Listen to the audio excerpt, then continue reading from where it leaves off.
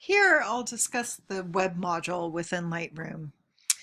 To clarify, Lightroom, at least so far, is not really the place you would want to go to construct a web page that you really wanted to function as a, say, portfolio or a shopping site to showcase all of your work. But it does work well to create a simple web gallery, which you can upload to the internet, providing you have administrative access and a server. Otherwise, as we will for this class, we'll be exporting an entire site folder. This could be used actually for clients to preview some images at a small size, nicely presented. Okay, so if you navigate to the web module, I have my module or lesson 7 images here, 36 images. Down here in the toolbar, you have the option to use all film strip photos, which I have selected as I have the images in a collection. Be sure not to use this option if you're in all photographs, otherwise it will go about constructing a website for thousands and thousands of images potentially. Okay, and here you have several options in the Lightroom templates. You have classic gallery templates, charcoal, clean. You can see kind of the preview up here in the navigator. So most of these are a 3x3 grid, which you can change. Then there is a grid template format.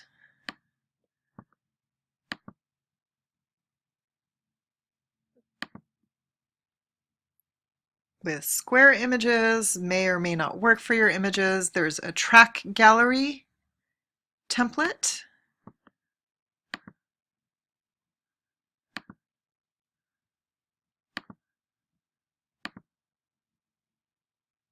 And then user templates, which you can create. Okay, I'm going to start with just the charcoal template and make several adjustments. There are some things I like about this, but some things I do not like. So now I'm going to move over to the right panel. The layout style, as you can see, is in classic. As far as site title, I can either type in a site title here or right here. Okay.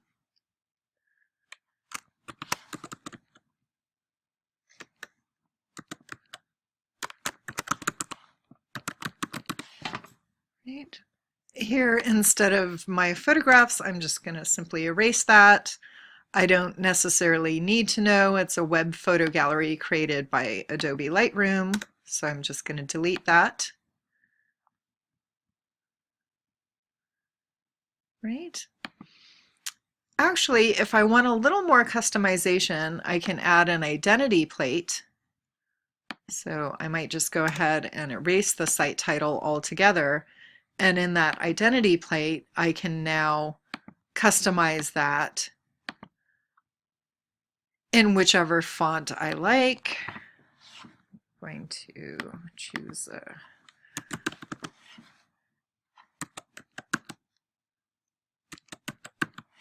Courier and OK. I might need to adjust that later as far as the color based on my background color.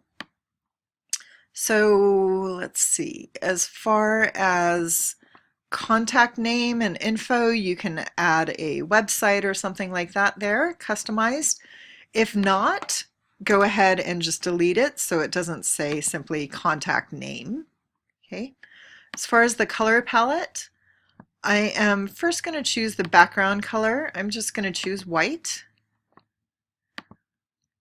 Stick to neutral colors. Try not to bring in any color at all besides white, black, or gray.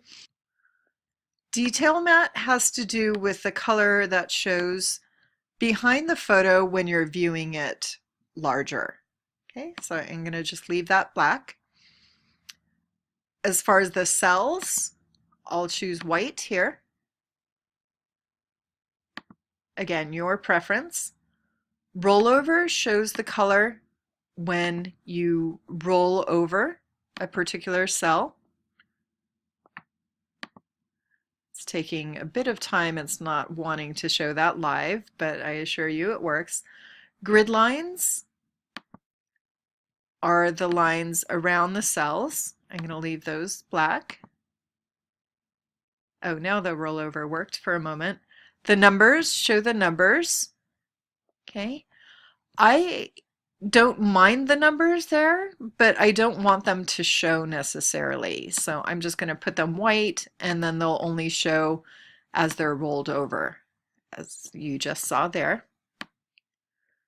Drop shadow, you can add or not. I don't mind it here. Section borders are just the little lines that appear at the top and bottom. You can use or not. I have 36 images, which makes a nice 4-page grid layout. Or if I wanted to just click here, it could be 3 rows by 4 columns rather than 3 by 3. That could work as well. It does have a limit. It won't let me click, for example, to make it just anything less than 3 by 3. I'm going to go with a 4 by 4 format here. The cell numbers you can show or not show. Okay, I'm choosing to leave mine on, but they'll basically just show at the rollover. Photo borders are right around the images. I'm going to leave that as black. And then the image pages, this size, 450 pixels, is the size of the larger image here. I'm going to go ahead and raise to about 650 pixels. I don't want it too large because then it might not preview on screens. Okay. As far as the text color, this text color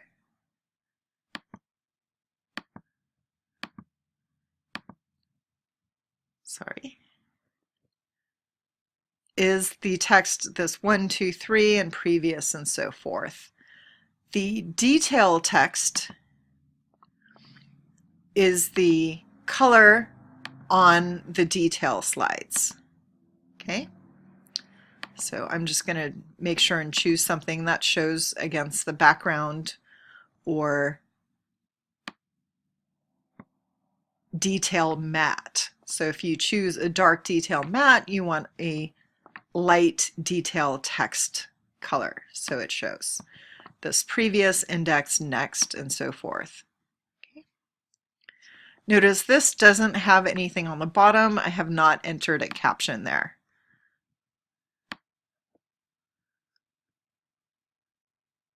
Right, so labels, titles, and caption. If you have caption checked, it will show captions only if you've entered captions for images within library metadata down here in the caption area. Okay, I have for some, specifically the 4 flagged images that I adjusted. I entered some captions, and I entered some captions for some other images as well. As far as watermarking, that's entirely up to you. I'm going to go ahead and turn the watermark off. And from there, you can go ahead and scroll through the images and ensure that everything is looking as you want it to. I can go ahead to the index page and look how each page is going to look. Right?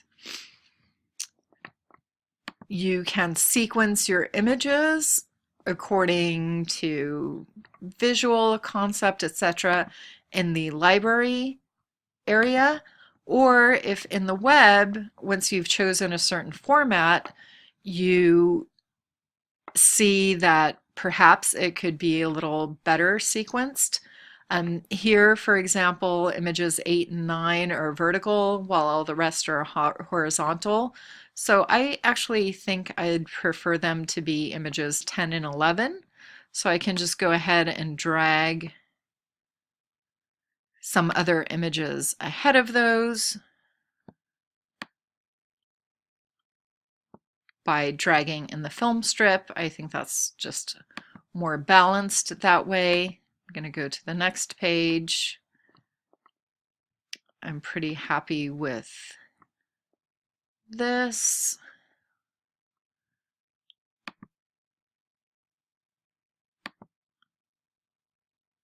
And there as well. So I think that's all fine. And now that that's all finished, you'll have your choice of exporting or uploading. Unless you have upload settings entered, the path of the server, for example, and these custom settings associated with your website and password, administrator access, and so forth, you will not be able to upload. It'll just tell you you have to check those settings. What we're going to do here is simply export the entire website folder. Okay, so export.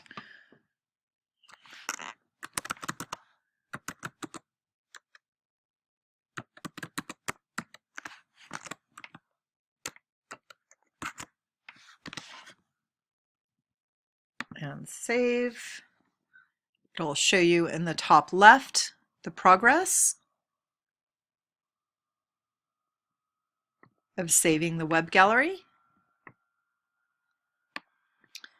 Now the website folder is here on my desktop. If I just go ahead and click on index.html, it opens as if it were a real web page, and I can navigate through it, next, or back to the index, and so forth.